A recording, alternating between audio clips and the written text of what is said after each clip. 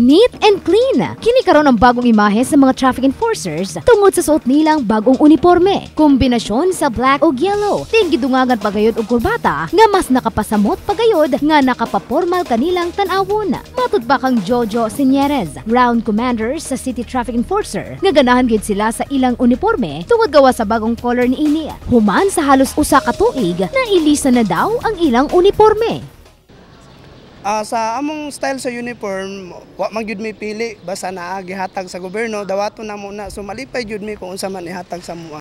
Gawas sa uniforme, bago usab ang mga botas sa mga enforcers. Dinsigon kang Glenn Gonzalez, labaw sa City Traffic Enforcers, nagigahinan gayud kini og pondo alang nausab sa mas komportabling pagpanerbisyo sa mga traffic enforcers sa kadalanan. First time ito na bago ngayon eh.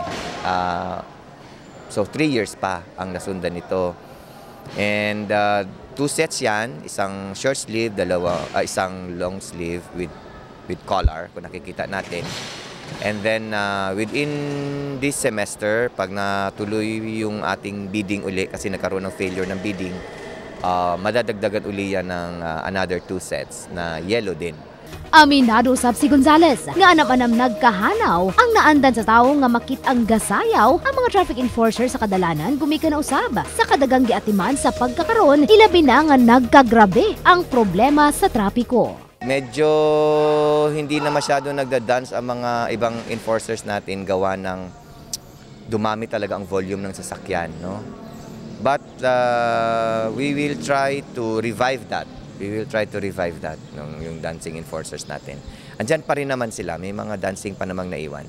Din alang usab kang Sinierez nga nabisi gayud sila sa pagkakaroon apan ila matud pang paningkamutan nga ibalik ang naandang pagsayaw aron makabsat usab ang kainit sa ulo sa mga motorista. About sa dancing, medyo nagkaano sa mi kay busy gyud mi karon, di kayo namo maano ang dancing pero napoy mga nagasayaw nga diri sa may Pit Mart na aman jud na siya, ma'am. Ang pagsayaw, labi na kong pagsayaw, halimbawa bol-bol yun kayo ang traffic, so makahatag og kalingaw sa mga driver o malingaw sila sa nagasayaw para dili sila kay boring sa ilang sakyanan.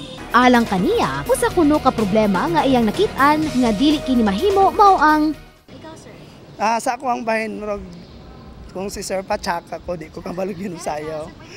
Dili ko kabalo mo sayaw, sorry lang yun. Faith Dandoy, Brigada News.